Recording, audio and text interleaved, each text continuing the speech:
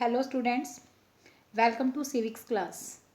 आज हम पढ़ने वाले हैं सिविक्स क्लास में हमारे सिलेबस की फर्स्ट यूनिट के लास्ट पॉइंट को, यानी 5वें पॉइंट को, जिसमें हमने पढ़ना है अंतर्राष्ट्रीय सद्भावना विकसित करने में नागरिक शास्त्र की क्या भूमिका है। इस बारे में हम यहाँ पे बात करेंगे। तो देखिए, यहाँ पे अंतर्राष्ट्रीय सद्भावना, ये जो शब्द आया है, इसका मीनिंग क्या है, इसका अर्थ क्या है, ये समझना ज़रूरी है। और फिर इसके विकास में नागरिक शास्त्र किस तरह से हेल्प करता है, ये हमारा आज का टॉपिक है। तो सबसे पहले हम बात करेंगे कि अंतर्राष्ट्रीय सद्भावना होती क्या है।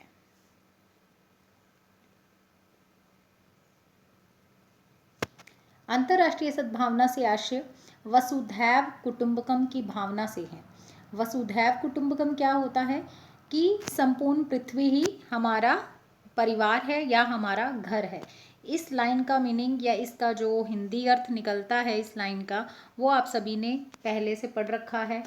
पीछे स्कूलों के अंदर भी ये शब्द, ये लाइन वहाँ पे प्रयोग की में ली जाती है। वसुधैव कुटुंबकम, संपूर्ण पृथ्वी ही हमारा परिवार है।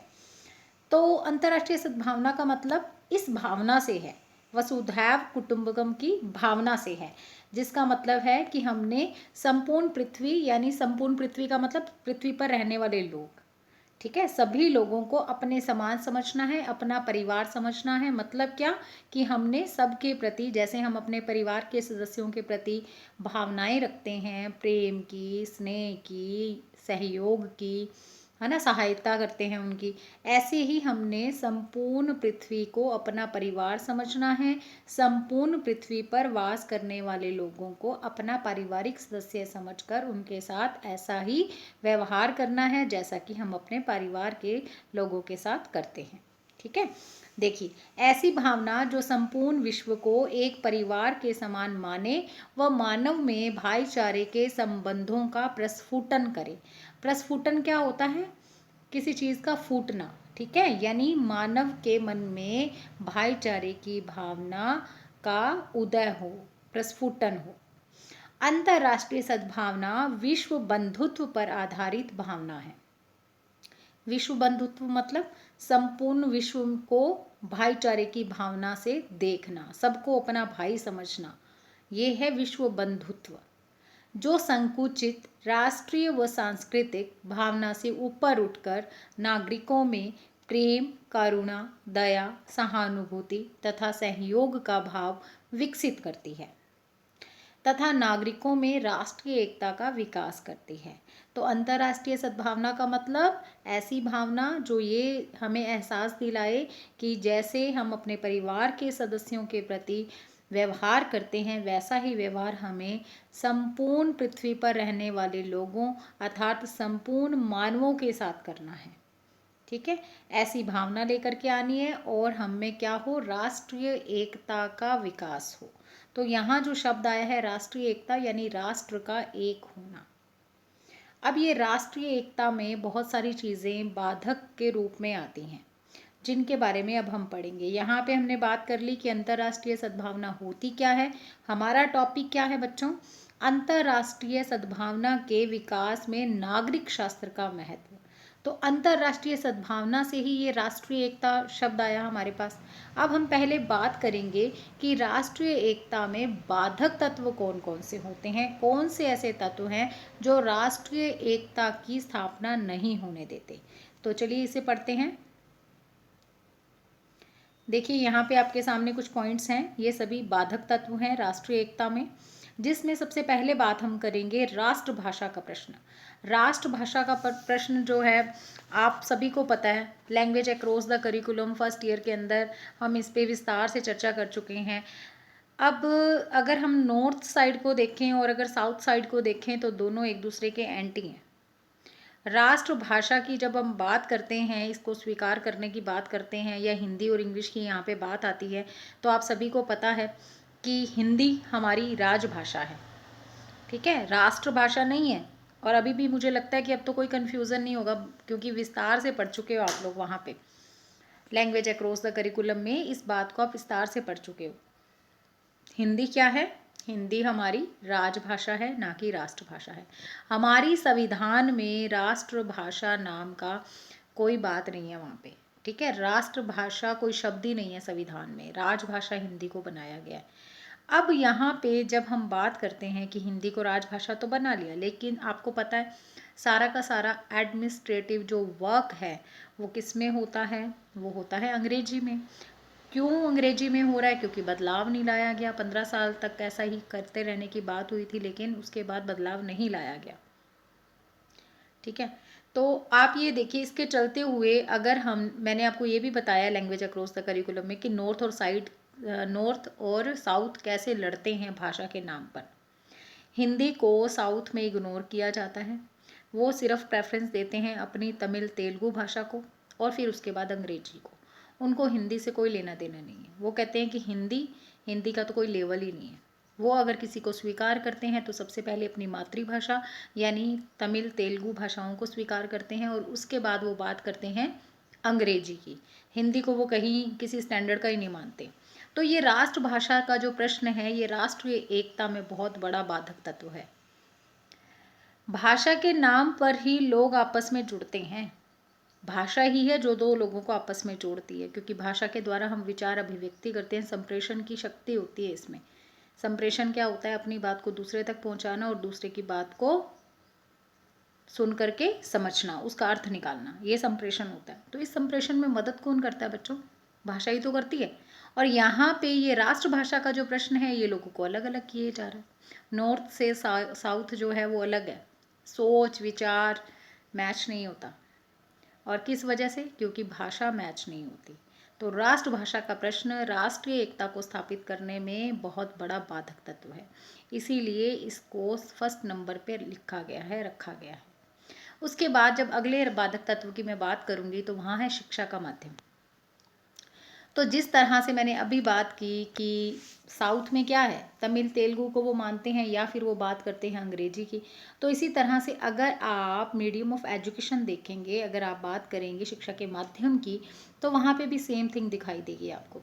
वो या तो अपनी मातृभाषा को माध्यम बनाना चाहते हैं और या फिर अंग्रेजी में पढ़ना चाहते हैं। वो हिंदी को स्वीकार नहीं करना चाहते, माध्यम के रूप में भी स्वीकार नहीं करना चाहते। अब सोचो, जब शिक्षा के माध्यम के रूप में नहीं स्वीकार करना चाहते तो राजभाषा राष्ट्रभाषा के रूप में कैसे स्वीकार कर लेंगे? बहुत अगेंस्ट है वो हिंदी के। ठीक है, तो एक राष्ट्रीय एकता के स्थापन में एक तो बात हो गई, राष्ट्रभाषा का प्रश्न बहुत बड़ा होता है, इसकी वजह से राष्ट्रीय एकता स्थापित नहीं हो पाती। दूसरी बात शिक्षा का माध्यम। तीसरी चीज़ जाति तथा धर्म। हम सभी जानते हैं कि भारत क्या है? भारत एक धर्मावलंबी देश है। हमने ये शब्द बहुत अच्छे से पढ़ा है किताबों के अंदर। भारत में अनेकता में एकता पाई जाती है, विविधता में एकता पाई जाती है, चाहे कितनी ही एकता पाई जाती हो। लेकिन हम सभी जानते हैं ना कि जाति के नाम पर बहुत सारे फसाद होते हैं। अभी इन्हीं दिनों जो ये सब कुछ दिल्ली में भी हो रहा था, ये सब कुछ है ना। तो ये सारी चीज़ें जो हमारे सामने आती हैं कि जाति के नाम पर, अभी जैसे मुसलमान हमारा एक्ट आया, नागरिकता अधिनियम, तो उसके एवज में आप जानते हैं क्या कुछ हुआ। तो जाति और धर्म, इसके नाम पर भारत कहते हैं कि एक है, अनेक धर्म होने के बाद भी यहाँ एकता है, पर कहाँ एकता है? नहीं है। सबकी जाति अपनी अपनी है, सबका धर्म अपना अपना है। प्रत्येक अपने जाति और धर्म को ऊंचा बताता है, दूसरे को नीचा बताता है, और इसी चक्कर में क्या है, राष्ट्रीय एकता की स्थापना नहीं हो पाती। फिर राजनीतिक पार्टी। आप ये देखिए हमारे यहाँ पे कितनी राजनीतिक पार्टियाँ हैं। फिंगर्स पे अगर काउंट करें ना तो थोड़ा सा मुश्किल होगी, 2-4 इधर उधर देखना पड़ेगा कि कहीं कहीं कौन कौन से राष्ट्र में या कौन कौन से राज्य में कौन सी सरकार है। अजीब अजीब से नाम होंगे, 2-4 तो हमें पता भी नहीं होंगे। इतने राजनीतिक दल हैं यहाँ पे। अब ये राजनीतिक दल क्या करते हैं? ये राजनीतिक दल केवल अपनी रोटियाँ सेकते हैं। आप कभी भी देख लो, इनको हमेशा चुनाव की लगी रहती है, इनको हमेशा जीत की लगी रहती है, इनको हमेशा वोट चाहिए। कोई मरे, कोई किसी को खाना मिले ना मिले, इनको कोई लेना देना नहीं होता। और इसी के एवज में ये क्या करते रहते हैं, एक दूसरे की पार्टी का विरोध करते हैं, हमेशा लोगों को भड़काते रहते हैं कि ये पार्टी, जो सत्ता में पार्टी होती है ना, तो जो प्रतिपक्ष होता है उसका काम क्या होता है, ऑपोजिशन का काम क्या होता है कि वो जो सत्ता में पार्टी है उसकी कमियां निकाले, लोगों को ये बताए कि तुम्हारे साथ ऐसा नहीं हो रहा, तुम्हारे साथ ऐसा नहीं हो रहा। तो चलो 10 में से 2 उसकी बात नहीं सुनेंगे, लेकिन 8 सुन लेंगे।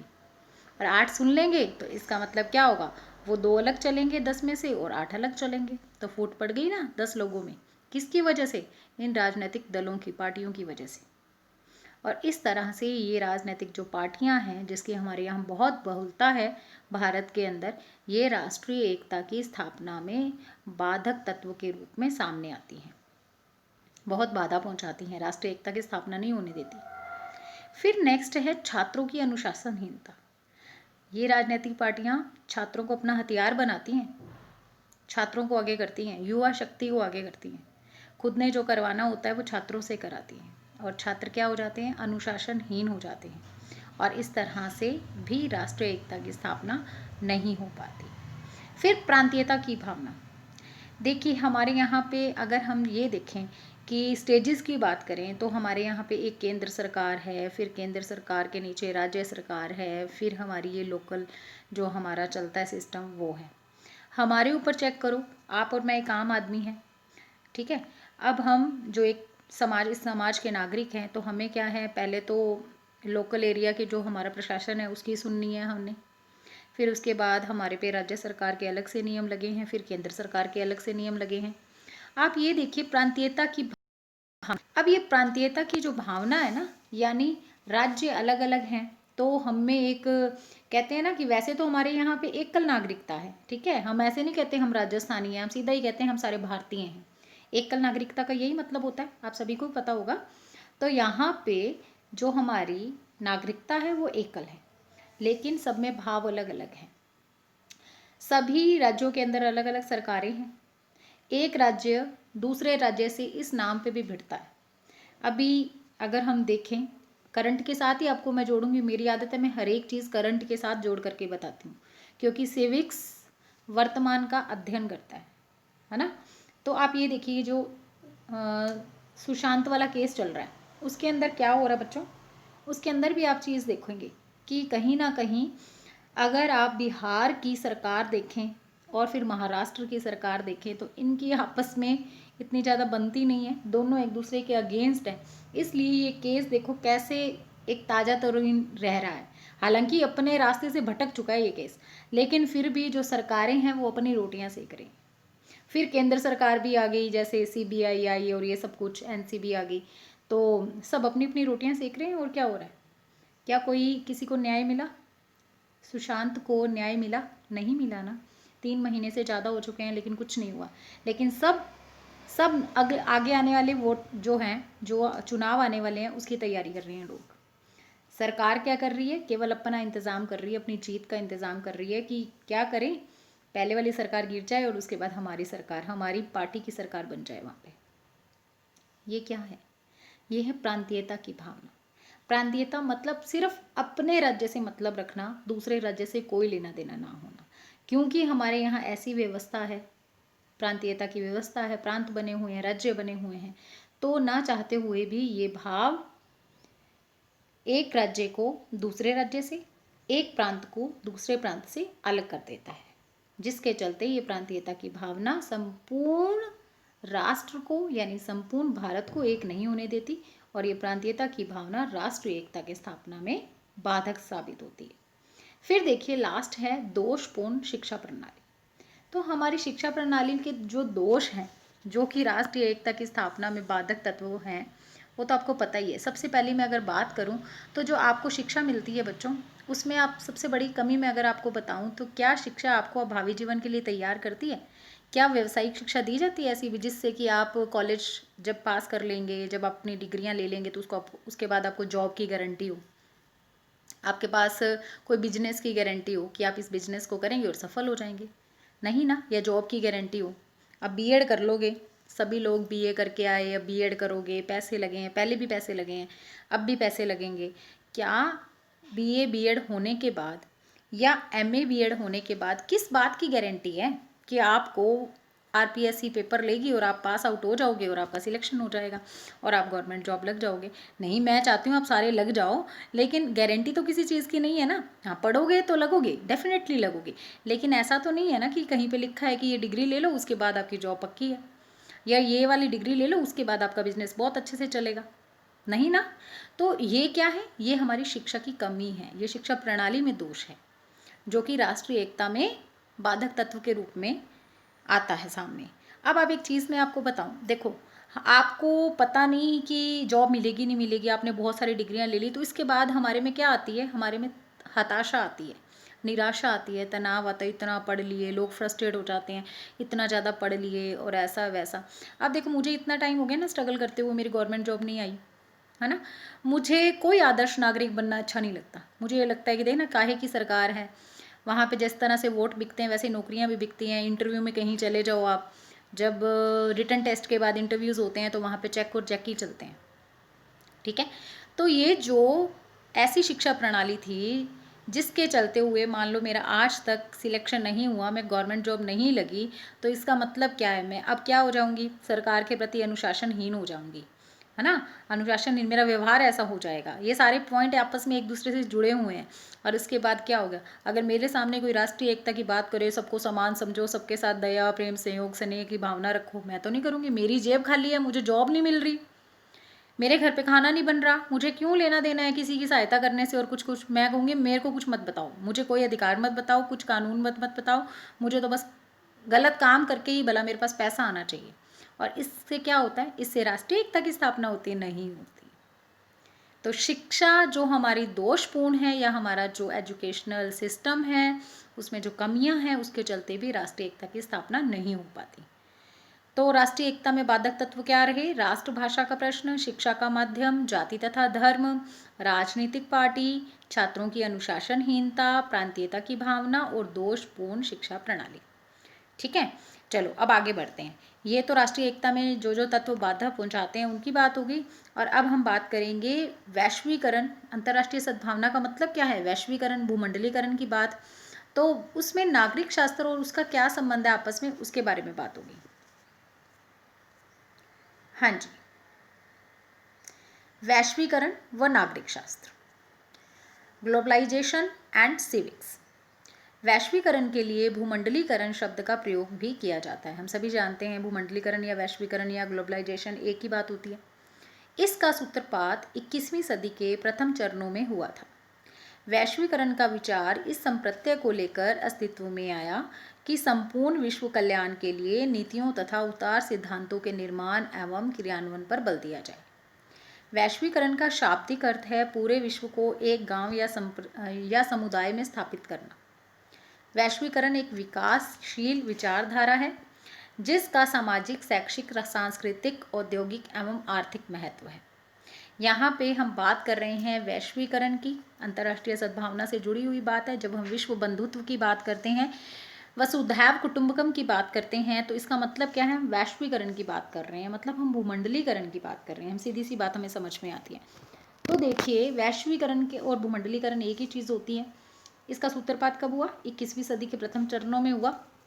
वैश्वीकरण का विचार कहता क्या है, ये कहता है कि संपूर्ण विश्व के कल्याण के लिए हमें नीतियों और उदार सिद्धांतों के निर्माण और क्रियान्वयन की व्यवस्था करनी है। ठीक है, कुछ नीतियों का निर्माण करना है और फिर उनको क्रियान्वित भी करना है। क्रियान्वित करना मतलब लागू भी करना है। और वैश्वीकरण का मतलब या भूमंडलीकरण का मतलब वही है, वसुधैव कुटुंबकम ही यहाँ पे लिखा हुआ है, पूरे विश्व को एक गांव या समुदाय में स्थापित करना, बात वही है। और विकासशील एक विचारधारा है ये वैश्वीकरण, और जिसका कौन कौन सा महत्व है, सामाजिक महत्व भी है, सांस्कृतिक महत्व भी है, और औद्योगिक महत्व भी है, और आर्थिक महत्व भी है। इस तरह से इसका बहुत ही महत्व है। ठीक है, चलिए आगे बढ़ते हैं। अब देखिए बच्चों, जब मैं नागरिक शास्त्र के उद्देश्य की बात करती हूँ तो नागरिक शास्त्र का उद्देश्य क्या है, विश्व में शांति, प्रेम, राष्ट्रीय हितों के साथ अंतर्राष्ट्रीय सद्भावना का विकास रहा है। नागरिक शास्त्र के हमने लक्ष्य उद्देश्य पढ़े हैं, तो वहाँ पे विश्व बंधुत्व की भावना का विकास करना, अंतर्राष्ट्रीय सद्भावना का विकास करना, ये सब कुछ हम उद्देश्यों में, लक्ष्यों में पढ़ चुके हैं। हम पढ़ चुके हैं ना नागरिक शास्त्र के लक्ष्य एंड उद्देश्य। तो लक्ष्य उद्देश्यों के अंतर्गत हम ये पढ़ चुके हैं कि नागरिक शास्त्र किस चीज़ की बात करता है, वो विश्व में शांति की बात करता है, प्रेम की बात करता है, राष्ट्रीय हितों के साथ साथ अंतर्राष्ट्रीय सद्भावना के विकास की बात करता है। वैश्वीकरण के विकास की गति तीव्र होने के साथ प्रौद्योगिकी व सूचना क्रांति ने स्वस्थ प्रतिस्पर्धात्मक दृष्टिकोण भी विकसित किया है, यानी कॉम्पिटिशंस की भावना आई है लोगों में। वैश्वीकरण का संप्रत्यय, जो वैश्वीकरण का कॉन्सेप्ट है, छात्रों के मानसिक क्षितिज को बढ़ावा देने में सहायक है। वैश्वीकरण ने क्या किया है, हमारी सोच को बड़ा किया है। और वैश्वीकरण क्या होता है, मुझे लगता है आपको ये अच्छे से पता है, हम पहले बहुत बार इसकी बात कर चुके हैं। तो वैश्वीकरण का मतलब ही सोच को बड़ा करना, विचार को बड़ा करना, अपने दिल को बड़ा करना, अपने एरिया से निकल करके पूरे समाज को या फिर पूरे देश को या फिर देश के बाहर पूरी दुनिया को अपना समझना है। और अभी हम अर्थ भी समझ के आए हैं। तो ये क्या करता है, हमारे जो सोच है यानी मानसिक क्षितिज उसको बढ़ाता है, हमारे जो सोच का दायरा है वो बड़ा होता है। नागरिक शास्त्र विषय को पढ़ाने का उद्देश्य यही है कि विद्यार्थी अपने विकास के साथ देश व विश्व को भी अपना माने। खुद का विकास तो करना ही है और इसके साथ साथ हमें क्या करना है, विश्व को भी अपना मानना है और पूरे विश्व को एक छोटी सी दुनिया मानकर उसका अभिन्न अंग बने। पूरा विश्व को अपना मानना है उसने, पूरे विश्व को ही अपना विकास भी करना है, पूरे विश्व का विकास भी करना है, उसको भी अपना ही मानना है तथा अंतर्राष्ट्रीय सद्भावना विकसित करने में अपना सहयोग दे सके। और किस में हेल्प कर सके, अंतर्राष्ट्रीय सद्भावना के विकास में मदद कर सके। तो यहाँ पे कंक्लूजन क्या निकला जो हमने पढ़ा, देखिए वैश्वीकरण किसका हिस्सा है, अंतर्राष्ट्रीय सद्भावना का। मैं चाहे अंतर्राष्ट्रीय सद्भावना का उद्देश्य पूछ लूँ या मैं आपको ये या पूछ लूँ कि अंतर्राष्ट्रीय सद्भावना होती क्या है, या मैं पूछूँ कि वैश्वीकरण क्या बात करता है या भूमंडलीकरण क्या होता है, तो दोनों की थीम सेम है। ठीक है, अंतर्राष्ट्रीय सद्भावना का मतलब ही भूमंडलीकरण है या वैश्वीकरण है। ठीक है, और अगर नागरिक शास्त्र की बात की जाती है ना बच्चों, तो नागरिक शास्त्र किसकी बात करता है, आदर्श नागरिकों को बनाने की बात करता है, उनमें आदर्श नागरिकता के स्थापन की बात करता है। तो आदर्श नागरिकता कैसे आएगी, जब उसमें क्या होगा, कौन कौन से गुण होंगे, उसमें सारे सामाजिक गुण होने चाहिए, दया परोपकार और ये सब कुछ होना चाहिए ना उसमें, दया परोपकार सहयोग सहानुभूति सहायता, ये सारे गुण उसमें होने चाहिए, प्रेम अहिंसा, और ये सारे गुण उसमें विकसित होंगे। और इसके साथ ही वो क्या बात करता है, हमने इसके लक्ष्य उद्देश्यों में बात की कि ये अंतर्राष्ट्रीय सद्भावना की बात भी करता है, और अंतर्राष्ट्रीय सद्भावना क्या वो पढ़ चुके हैं। तो इस तरह से दोनों कॉरिलेट होते हैं, आपस में जुड़ते हैं, यानी नागरिक शास्त्र विषय का एक उद्देश्य है अंतर्राष्ट्रीय सद्भावना का विकास करना। तो जुड़ गए ना, फिर जोड़ने की ज़रूरत ही नहीं, अपने आप ही जुड़े पड़े हैं जब उसके उद्देश्यों में ही शामिल हो गया। तो इस तरह से नागरिक शास्त्र अंतर्राष्ट्रीय सद्भावना को विकसित करने में अपनी अहम भूमिका निभाता है। और इसी के साथ हमारी यूनिट फर्स्ट का ये जो 5th पॉइंट है वो कंप्लीट हो गया। ठीक है, ये फिनिश हो गया है। अब हमने अगली कक्षा में अपनी दूसरी यूनिट स्टार्ट करनी है। ठीक है, फर्स्ट यूनिट इसके साथ ही हमारी फर्स्ट यूनिट कंप्लीट हो गई है और अगली क्लास में हम सेकेंड यूनिट स्टार्ट करने वाले हैं। उम्मीद है कि जितने भी पॉइंट्स आपको वीडियोस के थ्रू यहाँ पे फर्स्ट यूनिट में कराए गए हैं वो सारे आपको समझ में आ गए होंगे, और नहीं समझ में आते तो मैं आपको कहती होती हूँ कि फ़ोन करके पूछ लिया करो या मैसेज करके पूछ लिया करो। ठीक है, लेकिन पढ़ा करो। तो आज हमने अपनी यूनिट ख़त्म कर ली, फर्स्ट यूनिट हमारी कंप्लीट हो चुकी है। अब हम अगली कक्षा में हमारी सेकेंड यूनिट स्टार्ट करेंगे। ओके, तो अगली कक्षा में मिलेंगे। तब तक के लिए खुश रहिए, स्वस्थ रहिए और पढ़ते रहिए। जय हिंद।